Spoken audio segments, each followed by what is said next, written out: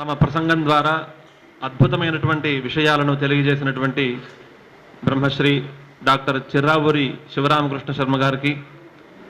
వేద సన్మాన సభ ఫౌండేషన్ ద్వారా అనేక ధన్యవాదాలను తెలియజేస్తున్నాం. వారి ప్రసంగంలో ముఖ్యాంశాలు అందరికీ అర్థమయ్యే ఉంటాయి. అవన్నీ కూడా మనం ఆచరణలో పెట్టడానికి మనం ప్రయత్నిద్దాం. ఇక ఈ రోజున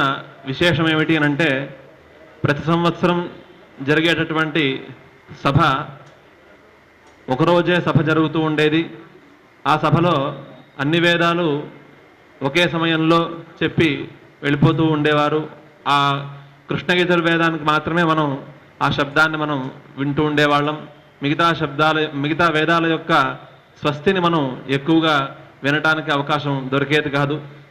ఆ ఆలోచనతో ఈ సంవత్సరం ప్రత్యేకమైనటువంటి సభని ఏర్పాటు చేశారు. అందులో ప్రతి వేదానికి కొద్దిగా ఎక్కువ సమయాన్ని ఇచ్చి వాళ్ళు తృప్తిగా ఆ వేద స్వస్తిని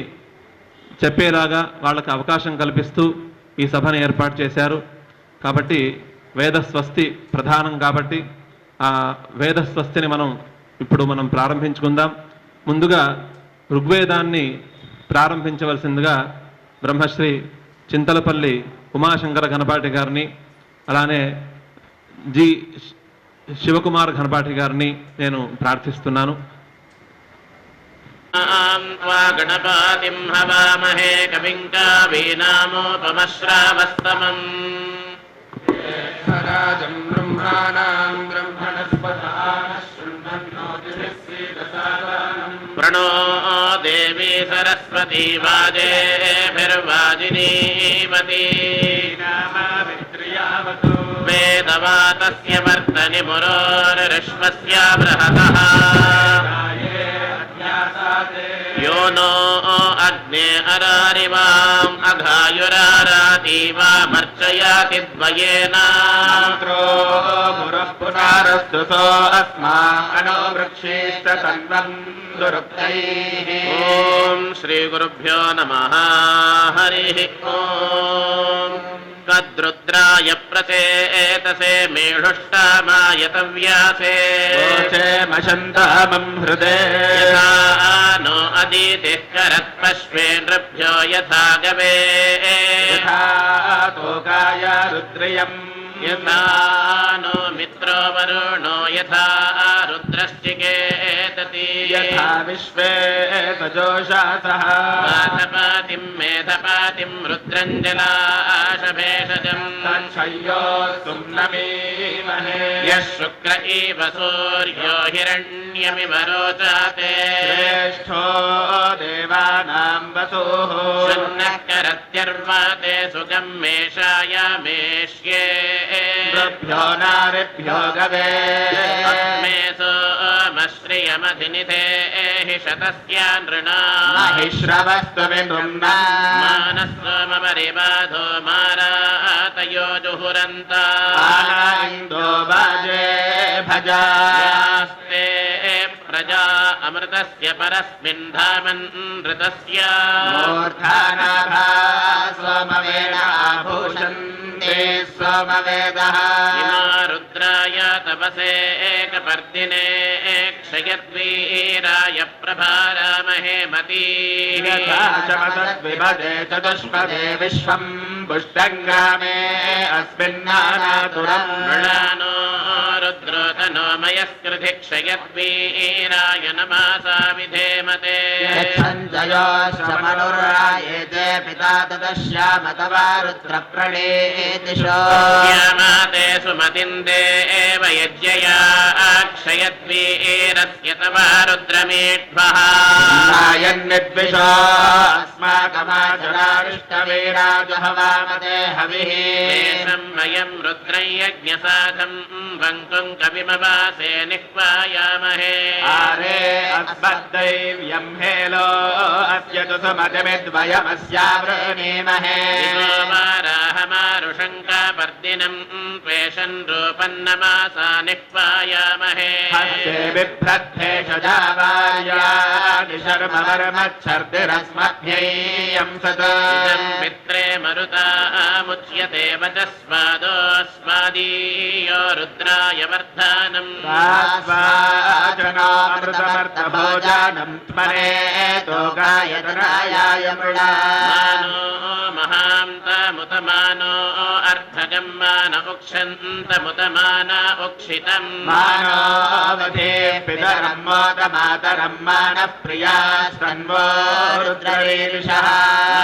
मानस्तोकेतनाये माना आयौ मानो गोषुमानो अश्वेषुरीरिषः वीरान्मानो रुद्रभामितो वाभिर्हविष्मन्तः सदमित्वा हवामहे ते स्तोमान् पशुपा इवाकारम् रास्वा पितर्मरुताम् सुम्नमस्मे भद्राहिते सुमतिर्मृळयत्तमाथा वयमभैत्ये वृणीमहे आरेते गोघ्नमुतपोर्षघ्नम् क्षयद्वीरसुम्नमस्मे ते अस्तु मृला च नोऽधे च ब्रूहि देवाथा च नः शर्मा यच्छद्विवरः नमो अस्मा अवस्यवशृणोतो नो हवम् रुद्रो मरुत्वान् तन्नो मित्रो वरो नो मामहं कामदीभिस्सिन्धः पृथिवी उतद्यौ अस्य वामस्य बलितस्य होतुस्तस्य भ्राता मध्यमो अस्यष्टाः तृतीयो भ्राता घृतपृष्ठो अस्यात्र पश्यं विश्वतिं सप्तपुत्रम् सप्तयुञ्जम् तिरसमेका चक्रमेको अश्वो वहति सप्तनामा चक्रमजरामनर्वैयत्रे मा विश्वाभुवनाभितस्थुः प्रथमधिये सप्ततस्थुः सप्तचक्रम् सप्तवाहन्त्यश्वाः सप्तस्वसारो अभिसन्नावन्ते यत्र गणान्निहिता सप्तनामा दर्श प्रथमम् जायमानमस्तन्वन्तम् यदा नस्ता बिभर्ति भूम्या असुरसृगात्मात्मस्विद्गो विद्वान् समुपागात् पृष्टो मे तद् पृच्छामि मनसा बीजानन् देवानामेनानिहिता पदानि वत्से भष्कयेधि सप्तदन्तोन्वितज्ञरे कवय ओतवा अतीकित्वान् त्रिकितुषस्य तत्र कवीन् पृच्छामि विद्मनेन विद्वा सम्भषलिमानुजाम् शिरस्यारूपे किमपि स्विदेकम् इह ब्रावीतु ययी मङ्गवेदास्य वामस्य निहितम् पदम् वे शीर्ष्णः क्षीरम् दुह्रते गावो अस्य वृङ्मसाना उदकम् पदापोः माता पितरा मृत आभाभादधीत्यग्रे मनसा संहि जग्मे भत्सुर्गर्भारसा निमिद्धा नमस्वन्दयितोपवाकमेयः मातासीद्धुरि दक्षिणाय अतिष्ठद्गर्भो वृजनीष्वन्तः अमीमेद्वत्सो अनुगामा पश्यद्विश्वरूप्यम् त्रिषु योजानेषु मातृस्त्रीन् पितॄन् बिभ्रदेक ऊर्ध्वस्तस्थौ नेमवग्लापयन्ति मन्त्रयन्ते दिवो अमुष्या पृष्ठे विश्वमिदम् वाचमविश्वमिन्वाशारन्न हि तज्जराय वर्वर्ति चक्रम् परिद्यामृतस्य पुत्राग्ने मिथुनासो अत्र सप्तशतानि विंशतिश्चादस्थः पादम् पितरम् द्वादशाकृतिम् दिव आहुः परे अर्धे पुरीषिणम् अर्धे मे अन्य उपारे विचक्षणम् सप्तचक्रे शलाराहुरर्पितम् मन्त्रारे चक्रे पारिवर्तमाने तस्मिन्नातस्थुर्भुवानानि विश्वा तस्यनाक्षस्तप्यते भूरि भारः सदा देवनशीर्यते तराभिः चक्रमचरम् विवावृतमुत्तानायाम् दशायुक्ता वाहन्ति सूर्यस्य चक्षोरजासैत्यावृतम् तस्मिन्नार्पिता भुवनानि विश्वा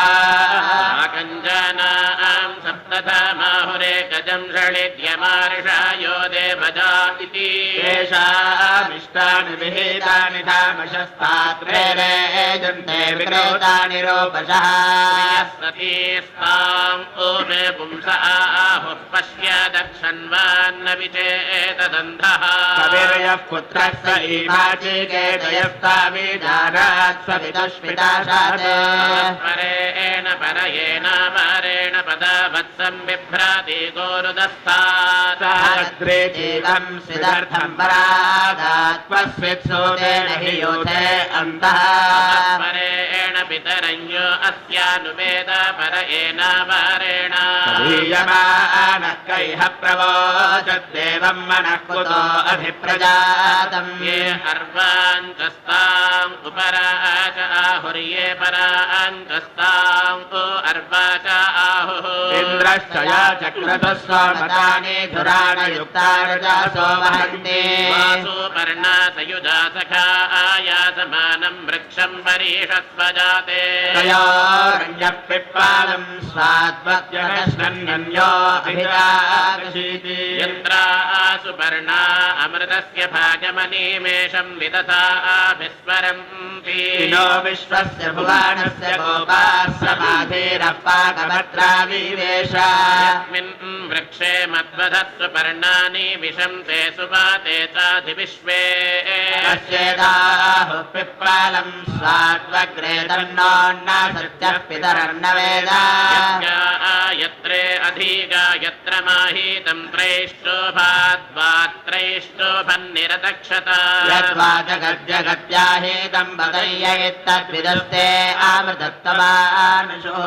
यत्रेण प्रतिमिमीते अर्कमर्केण सामत्रैष्टोभेन वाचम् वाकेन वाकं युपदा चतुष्पदाक्षरेण मिमते सप्तवाणीः जाता सिन्धुम् दिव्यस्तभा यत्र सन्तरे सूर्यम् पर्यापश्यत् गायत्रस्य समिधस्तिस्राहुस्ततो मह्ना प्ररीरिचे महित्वा स्वये सुदुघाम् धेनुमेताम् सुहस्तो गोधगुतदोहदेन श्रेष्ठं तवं साविता सा विषन्नोभिद्धा घर्मस्त्वदुषप्रवोचम् किम् कृण्वति वा सुपत्नी वसूनाम् वत्समिच्छन्ति मनसाभ्यागात् दुहामश्विभ्यां वयो अध्येयं सावद्धतां महते सौभागाय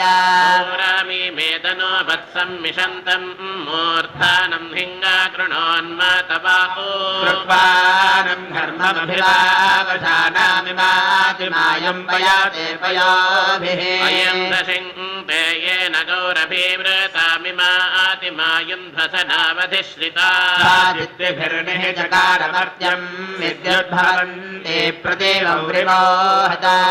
क्षाये तुरगा आतु जीवमेजध्रुवम् मध्य आपस्याना जीवामृतस्य चरति स्वधाभिरमर्त्यो मर्त्येणाश्रयानि अपश्यन् गोपामनि पद्यमानमाच पराचपथिभिश्चरम् तम् सद्रेते सविशोचिर्वसानावरिवर्ति भुवनेष्वन्तः चकारनसो अस्य वेदययीम् ददर्श हिरुगिन्नु तस्मात् मातुर्याणापरिवेतो अन्तर्बाहुः प्रजानिर्दिमाविवेश योर्मे पिता जानिता नाभिरत्र बन्धुर्मे माता पृथिवी महीयम् कानयाश्चम्बो पितातो हितुर्गर्भवाधात् पृच्छामि त्वा परमन्तम् पृथिव्याः पृच्छामि यत्र भुवनस्य नाभिः पृच्छामि त्वा विष्णोश्वसरेतो पृच्छामि वाचः पारमं योमा वेदिः परो अन्तः पृथिव्या अयं यज्ञो भुवनस्य नाभिः अयं सोमो विष्णोश्वसरेतो ब्रह्मायं वाचः पारमं योमा गर्भा भुवनस्य रेतो विष्णोस्तिष्ठन्ति दिशापि धर्मणि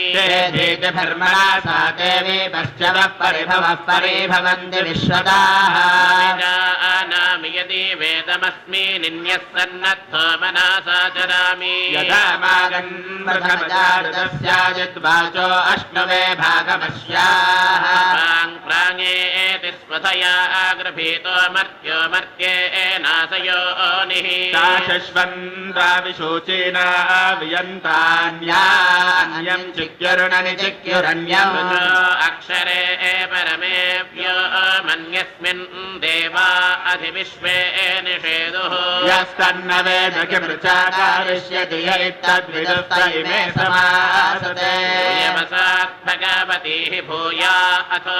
वयम् भगवन्तः स्याम अग्नितृणामग्ने विश्वदानीम् विभाशुद्धमोदकमाचरन्ति गौरीर्मीमाय सलिलानि दक्षत्येकापदी द्विपदी सा चतुष्पदी अष्टापदी नवापदी बभूवुषे सहस्राक्षरा परमे व्योमन् समुद्रा अधिविक्षारम् तितेनाजीवन्ति प्रतिशश्च तस्रः अक्षरत्यक्षरम् तद्विश्वमुपाजीवति समयम् धूममारादा पश्यम् विशोभता परयेनावारेण वृक्षाणम् कृष्णेन भजन्त वीरास्तानि धर्माणि प्रथमान्यासन् केशिनारुदधा विदक्षते संवत्सरे वापत एका येषा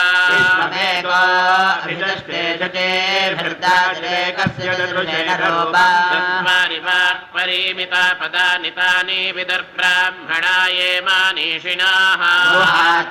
निहितानेङ्गायन्ति तुरीयम् वाचो मानुष्या वदन्ति मित्रम् मरोणमग्निमाहुरथो दिव्यस्तसो पर्णो एकम् सद्विप्रा बहुधा वादन्त्यग्नीयमम् मातरिश्वानमाहुः नन्दिगानम् हरायस्तु पर्णा अपोमसानादिममुत्पादन्ति आवृत्रन् सदा नाकृतस्यादिकृतेना पृथिवे व्यज्यते द्वादाश प्रथयश्चक्रमे कन्त्रे निनभ्या निकौतच्चीकेता साकम् त्रिशतानि शङ्करो पिता षष्टर्न चालाचलाशाः यश्चेस्तनश्च शयो यो मायो भोर्येन विश्वा पुष्यासि वार्याणि यो रत्नधावा सुमित्यक्षुदग्रः सरस्वतिमिह धातावेकः यज्ञेन यज्ञमायजन्त देवास्तानि धर्माणि प्रथमान्यासन् नागम् महिमानः सजन्त यत्र पूर्वे साध्याः सन्ति देवाः नमेतदोदकमुच्चैत्यवचाभिः भूमिम् पर्जन्याजिन्वन्त्यग्नयाः दिव्यम् सोपर्णम् वा आयसम् बृहन्तामपाङ्गर्भम् दर्शतमोषाधीना धीमतो वृष्टिभिस्तर्पयन्तम् सरस्वन्तमवासेजो हवीमे आते मरुताम् सुम्नम् नमेतो सूर्यस्य सन्दृशाः सन्दृश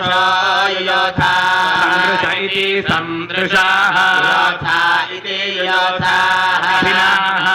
वीरः वीरो अर्वाति अर्वादिक्षमेता राये महि रुद्र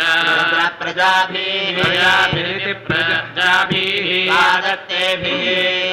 द्वादत्तेभिरिति द्वादत्तेभिः सन्तामेभिः शतम् शन्तामेभिरिति शन्तामेभिः शतम् हिमाशीयभेषजेभिः भेषजेभिः अस्मद्वेषाः द्वेषोऽवितरम् वितरमिति वितरम् यम्भायस्वाविशोचिरिति विशोचि श्रेष्ठो जातस्य रुद्रश्रिया तामस्तवसाम इति तवः तामः वज्रबाहो इति वज्राबाहो पारमंहासः विश्वा अभीतिरपासः अभीतिरित्यभीति रपासो युयोधि योधीति योधि मात्वा रुद्रा रुद्रधामा नमोभिः नमोभिर्मा नमोभिर्नमःभिः मा दुष्टोति दुष्टोति वृषभा स्तुति दिदुः स्तुति मा सहोति स्वाभूति उन्नाः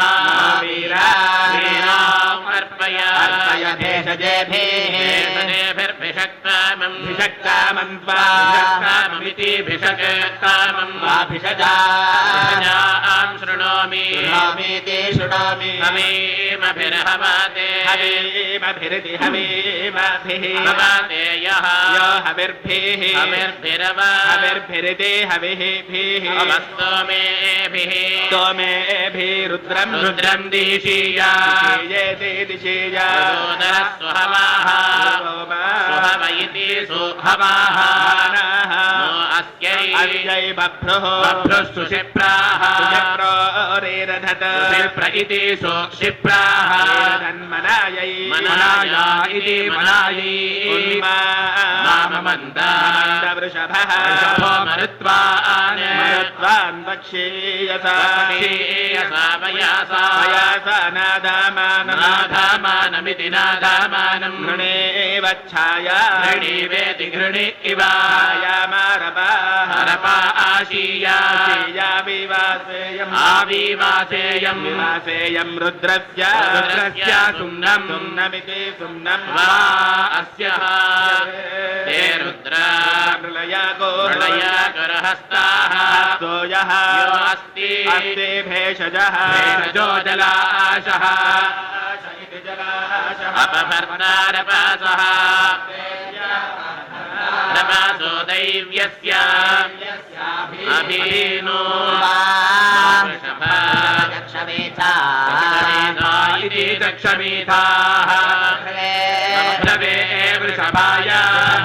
श्रुति चेम महामहे महीं सुष्णुतिम् स्तुतिमेरयामि स्तुतिमिति सुस्तुतिम् वीरयामि तीरयामि नमस्याकल्मलिकिनम् कल्मलिकिरम् नमोभिः नमोभिर्गृणीमसि नमोभिरिति नमःभिः गृणीमसि त्वेषम् तेषम् रुद्रस्य रुद्रस्य नाम नामेति नाम भिरङ्गैः पुरुरूपाः रूपा उकीयम् कानयोश्चम्बो पितातो हितुर्गर्भवाधात् पृच्छामि त्वा परमन्तम् पृथिव्याः पृच्छामि यत्र भुवनस्य नाभिः पृच्छामि त्वा विष्णोश्वसरेत पृच्छामि वाचः पारमं वेदिः परो अन्तः पृथिव्या अयं यज्ञो भुवनस्य नाभिः अयं सोमो विष्णोश्वसरेतो ब्रह्मायं वाचः पारमं गर्भा भुवनस्य रेतो विष्णोस्तिष्ठन्ति प्रतिशा विधर्मणि धर्मणा सा देवी पश्चवः परिभवः परिभवन्ति विश्वदाः नामि यदि वेदमस्मि निन्यः सन्नद्धो मनसा चरामि यदा मागन् प्रथमजातस्यादिद्वाचो अष्टमे भागमस्याः प्राङेति स्वधया गृभीतो मर्त्यो मर्त्येनाशयोनिः शश्वन्ताविशोचेना वियन्तान्यान्यं चिक्युर्णनि चिक्युरन्यम् अक्षरे परमेभ्यो मन्यस्मिन् देवा अधिविश्वे निषेदुः यस्तन्न वेद किमृचाकारिष्यति य इत्तद्विदुस्त इमे समासते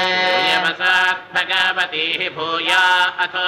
वयं भगवन्तः स्याम अग्नितृणामग्ने विश्वदानीं पिबा शुद्धमोदकमाचरन्ति गौरीर्मीमाय सलिलानि दक्षत्येकापदी द्विपदी सा चतुष्पदी अष्टापदी नवापदी बभूवुषे सहस्राक्षरा परमे व्योमन् समुद्रा अधिविक्षारं तितेनाजीवन्ति प्रतिशश्च तस्रः अक्षरत्यक्षरं तद्विश्वमुपाजीवते धूममारादा पश्यं विशोभता परयेनावारेण वृक्षाणम् कृष्णेन भजन्त वीरास्तानि धर्माणि प्रथमान्यासन् यज्ञेशिनारु तथा विचक्षते संवत्सरे वापत एका येषा विश्वमेको अभिदष्टे शचेभिर्दातिरेकस्य ददृशेन रूपा चत्वारि वाक्परिमिता पदानि तानि विदर्ब्राह्मणा ये मानीषिणाः गुहात्रेण निहितानेङ्गायन्ति तुरीयम् वाचो मानुष्या वदन्ति मित्रम् वरुणमग्निमा आहुरथो दिव्यस्य सुपर्णो जरुत्मान् एकम् सद्विप्रा बहुधा वादन्त्यग्नीयमम् मातरिश्वानमाहुः नन्दिगानम् हरायस्तु पर्णा अपोमसानादिममुत्पादन्ति आवृत्रन् सदा नाघृतस्यादिघृतेन पृथिवे व्यज्यते द्वादश प्रथयश्चक्रमे कन्त्रे निनभ्या निक उतच्चीकेता साकम् त्रिशतानुशङ्करो पिता षष्टिर्न चालाचलाशाः यस्ते स्तनश्च शयो यो मायो भूर्येण विश्वा पुष्याति वार्याणि यो रत्नधावा सुविद्यक्षुदग्रः सरस्वतिमिह धातावेकः यज्ञेन यज्ञमायजन्त देवास्तानि धर्माणि प्रथमान्यासन् नागम् महिमानः सजन्त यत्र पूर्वे साध्याः सन्ति देवाः ज्ञानमेतदोदकमुच्चैत्यवचाभिः भूमिम् पर्जन्या जिन्वन्ति दिवम् जिन्वन्त्यग्नयाः दिव्यम् सोपर्णम् वा आयसम् बृहन्तामपाङ्गर्भम् दर्शतमोषाधीना श्रीपतो वृष्टिभिस्तर्पयन्तम् सरस्वन्तमवासेजो हवीमे आते वितर्मरुताम् सुम्नम् नमेतो वेतुमाः सूर्यस्य सन्दृशाः योथा सन्दृश इति सन्दृशाः योथा इति योथाः वीरः वीरो अर्वाति अर्वादिक्षमेता राये महि रुद्र प्रजाभिः प्रजाभिरिति प्रजाभिः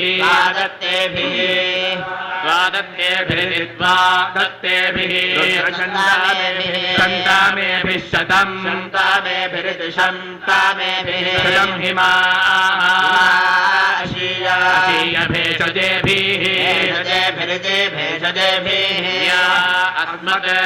द्वेषो वितरम् वितरमिति वितरम्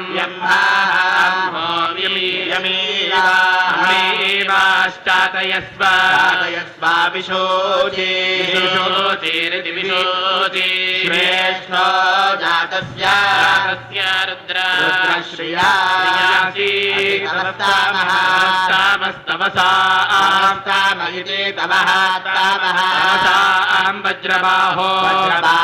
इति वज्राबाहो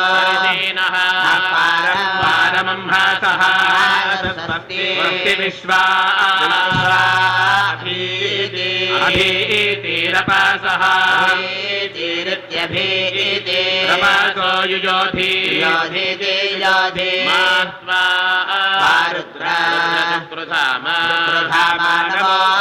नमो मा दुष्टोति वृषभा स्तुति स्तोति मासहोति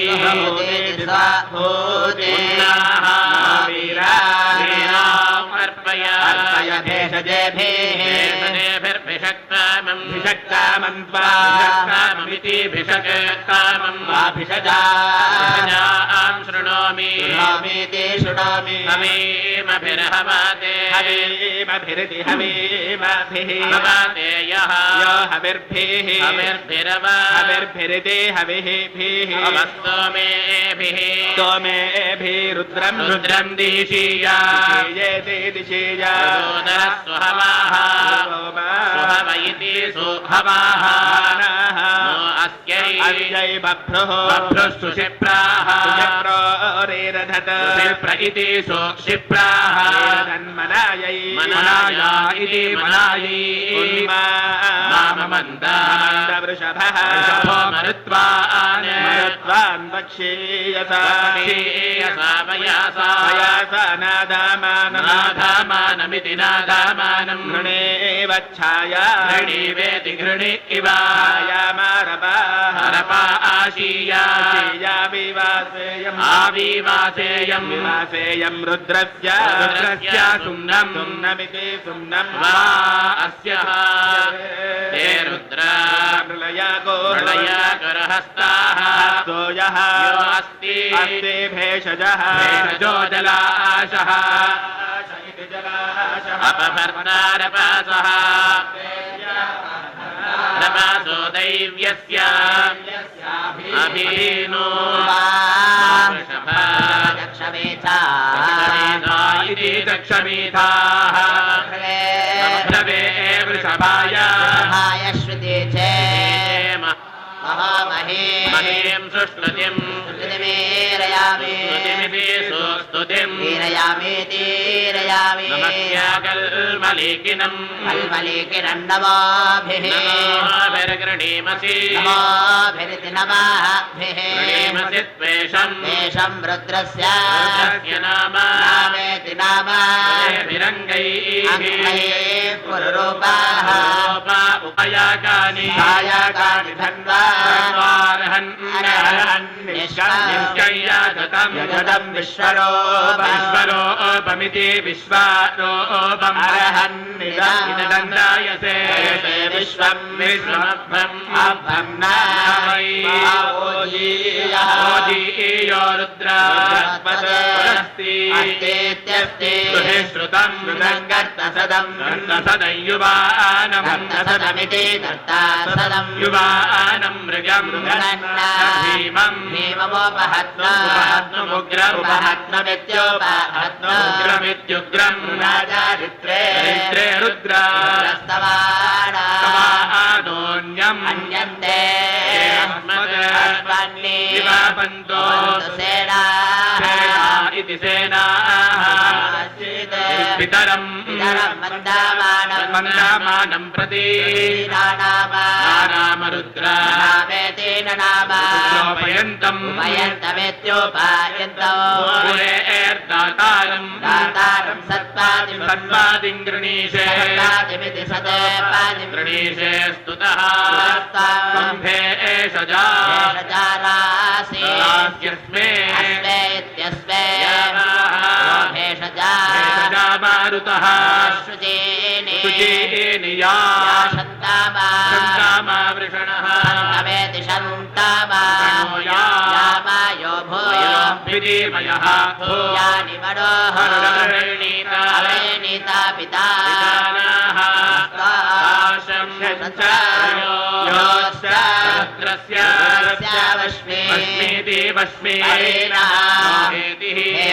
रुद्रस्य वृज्याः परित्वेषस्य दुर्मतिर्मही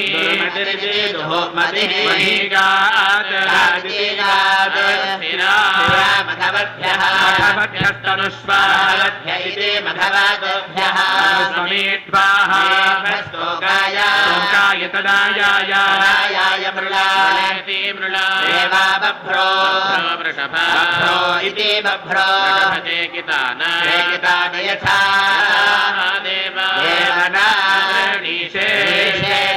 हंसी हंसी अवनशृण्णाः श्रुति अवनाश्रुतो बृहत् विदधे सुवीराः इमा रुद्राय रुद्रायेमा इमा रुद्राय स्थिरधन्मने स्थिरधन्मने रुद्रायेमा इमा रुद्राय स्थिरधन्मने रुद्राय स्थिरधन्मने स्थिरधन्मने रुद्राय स्थिरधन्मने गिरो गिरस्थिरधन्मने रुद्राय स्थिरधन्मने गिराः स्थिरधन्मने गिरो गिरस्थिरधन्मने स्थिरधन्मने गिराः क्षिप्रेषा वे गिरस्थिरधन्मने स्थिरधन्वने स्थिरधन्वने गिराः क्षिप्रेशावे स्थिरधन्वनगिति स्थिरधन्वने गिराः क्षिप्रेशावे क्षिप्रेशावे गिरो गिराः क्षिप्रेशावे देवाय देवाय क्षिप्रेशावे गिरो गिराः क्षिप्रेशावे देवाय क्षिप्रेशावे देवाग देवाय क्षिप्रेशावे क्षिप्रेशावे देवाग स्पधाग्ने स्पधाग्ने क्षिप्रेशावे क्षिप्रेशावे देवाग स्पधाग्ने क्षिप्रेशाव इति क्षिप्रा ईशवे देवाग स्पधाग्ने स्पधाग्ने देवाग देवाग स्पधाग्ने स्वधाव्न इति स्वधाव्ने अशाल्हाग सहामा नाग सहामा नागाशाल्हाग सहामा वेदसे वेदसे सहामा नागाशाल्हाग वेदसे सहामानाय वेदसे वेदसे सहामानाय सहामानाय वेदसे दिग्मायुधाय दिग्मायुधाय वेदसे सहामानाय सहामानाय वेदसे दिग्मायुधाय वेदसे दिक्मायोधाग दिक्मायोधाग वेदसे वेदसे दिक्मायोधाग भरत भरत दिक्मायोधाग वेदसे दिक्मायोधाग भरत दिग्मायुधाय भरत भरत दिग्मायुधाय दिग्मायुधाय भरता शृणोतु शृणोतु भरत दिग्मायुधाय दिग्मायुधाय भरता शृणोतु दिक्मायोधागेति दिक्मा आगुधाग शृणोतु शृणोतु भरत भरता शृणोतु नो न शृणोतु भरत भरता शृणोतु नः शृणोतु नो न शृणोतु शृणोतु नः नः सहि सहि क्षगेन क्षगेन हि सहि क्षगेन क्षये न हि क्षये न क्षम्यस्य क्षम्यस्य क्षये न हि क्षये न क्षम्यस्य क्षयेन क्षम्यस्य क्षम्यस्य क्षयेन क्षयेन क्षम्यस्य जन्मानो जन्मानः क्षम्यस्य क्षयेन क्षम्यस्य जन्मानः क्षम्यस्य जन्मानो जन्मानः क्षम्यस्य क्षम्यस्य जन्मानः साम्राज्येन साम्राज्येन जन्मानः क्षम्यस्य क्षम्यस्य जन्मानः साम्राज्येन जन्मानः साम्राज्येन साम्राज्येन जन्मानो जन्मानः साम्राज्येन दिव्यस्य दिव्यस्य साम्राज्येन जन्मानो साम्राज्येन दिव्यस्य साम्राज्येन दिव्यस्य दिव्यस्य साम्राज्येन साम्राज्येन दिव्यस्य चेतादि चेतादि दिव्यस्य साम्राज्येन साम्राज्येन दिव्यस्य चेतादि साम्राज्येनेति साम्राज्येन दिव्यस्य चेतादि चेतादि दिव्यस्य दिव्यस्य चेतादि चेतनेति चेतादि अवन्नवन् तीरवन् तीरवन्नवन्नवन् तीरुपोपावन् तीरवन्नवन्नवन् तीरुपानो न उपावन् तीरुपानः उपानो न उपोपानो दुरो दुरो न उपोपानो दुराः नोदुरो नो नोदुरश्चर चर दुरो नो नोदुरश्चर दुरश्चर चर दुरो दुरश्चरा नमीवो नमीवश्चर दुरो दुरश्चरा नमीवः चरानमीवो नमीवश्चार चरानमीवो रुद्र रुद्रानमीवश्चार चरानमीवो रुद्रा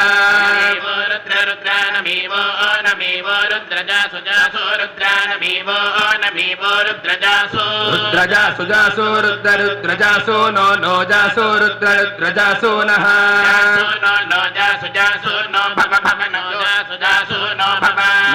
भव नो नो भव भवेति भव याते ते गागाते दिद्युत् दिद्युत् ते गागाते दिद्युत् दिद्युक्ते एते दिद्युदवा सृष्टा वा सृष्टा दिद्युक्ते एते दिद्युदवा सृष्टा दिद्युदवा सृष्टा वा सृष्टा दिद्युत् दिद्युदवा सृष्टा दिवो दिवो वा सृष्टा दिद्युत् दिद्युदवा सृष्टा दिवः सृष्टा दिवो दिवो वा सृष्टा दिवस्परि परि दिवो वा सृष्टा दिवस्परि अवा सृष्टेत्यवा सृष्टा परि परि दिवो दिवस्परि क्ष्मगा क्ष्मगा परि दिवो दिवस्परि क्ष्मगा परिक्ष्मगा क्ष्मगा परि परिक्ष्मगा चराति चराति क्ष्मगा परि परिक्ष्मगा चराति चराति चराति क्ष्मया क्ष्मया चराति परि परि चराति क्ष्मया क्ष्मया चराति परि चराति परि परि चराति चराति परि सा परि चराति चराति परि सा परि परि सा वृणक्तु वृणक्तु सा परि परि सा वृणक्तु वृणक्तु सा वृणक्तु नो नो वृणक्तु सा वृणक्तु नः वृणक्तु नो नो वृणक्तु वृणक्तु नः भगिते नः ते ते सहस्रं सहस्रं ते स्वविवात स्वविवात ते सहस्रं सहस्रं ते स्वविवात स्वविवात स्वविवात ते ते स्वविवात भेषजा भेषजा स्वविवात ते ते स्वविवात भेषजा स्वविवात भेषजा भेषजा स्वविवात स्वविवात भेषजा मा भेषजा स्वविवात स्वविवात भेषजा मा अभिवाते ते सो अभिवाता भेषजा मा भेषजा भेषजा मानो नो मा भेषजा भेषजा मानाः मानो नो मानस्तोकेषु तोकेषु नो मानस्तोकेषु नस्तोकेषु तोकेषु नो नस्तोकेषु तनागेषु तनागेषु तोकेषु नो नस्तोकेषु तनागेषु तोकेषु तनागेषु तनागेषु तोकेषु तोकेषु तनागेषु रीर्षोरिषस्तनागेषु तोकेषु तोकेषु तनागेषु रीर्षः तनागेषु रीर्षो रीर्षस्तनागेषु तनागेषु रीर्षः इति रीर्षः नो मानो वधीर्वधीर्नो मानो वधीर्वधीर्नो नो वधीरुद्र रुद्रवधीर्नो नो वधीरुद्र रुद्र रुद्रवधीर्वधीरुद्र मामा रुद्रवधीर्वधीरुद्रमा रुद्रमा रुद्र रुद्रमा परा परा मा रुद्र रुद्रमा परा परा परा मामा परा आदादाः परा मामा परा दादाः परा परा धामा मादाः परा परा धामा माता दामाते ते माता दामाते माते ते मामाते भूम भूम ते मामाते भूमा भूम भूम ते भूम प्रसीतौ प्रसीतौ भूम ते भूम प्रसीतौ प्रसीतौ प्रसीतौ भूम भूम प्रसीतौ हेलितस्य प्रसीतौ भूम भूम प्रसीतौ हेलितस्य हेलितस्य हेलितस्य प्रसीतौ प्रसीतौ हेलितस्य प्रसीता विधि प्रसीतौ हेलितस्येति हेलितस्य आनो भज भज नानो भज भज भज नो भज बर्हिषि बर्हिषि भज नो भज बर्हिषि भज बर्हिषि बर्हिषि भज भज बर्हिषि देव शंसे बर्हिषि भज भज बर्हिषि देव शंसे देव शंसे बर्हिषि बर्हिषि देव शंसे यूयं देव शंसे बर्हिषि बर्हिषि देव शंसे यूयं देव शंसे यूयं देव शंसे यूयं पात यूयं देव शंसे यूयं पात जीव शंसे यूयं पात स्वस्तिभिः सदा नः रुद्राधारये धाम सूर्यम् प्रवामिषयो रामश्नुवन्तु दमे सप्तरत्नादधाना शन्नो भूतं द्विपदेशं चतुष्पदे रुद्रा विबृहतं विशोषि अमीवायानो गयामा विवेश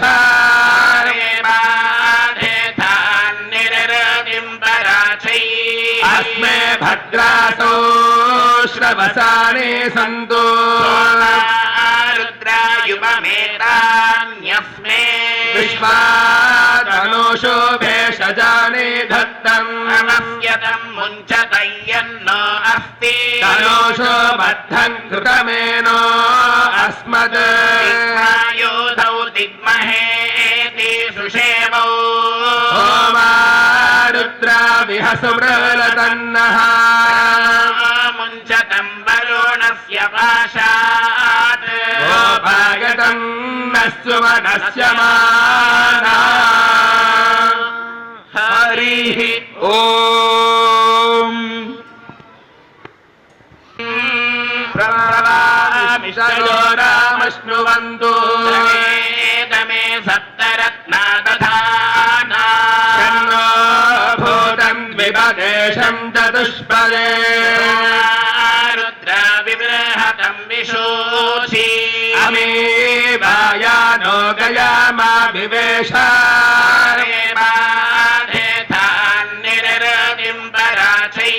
अस्मे भद्रासो श्रवसाने सन्तु रुद्रायुपमेतान्यस्मे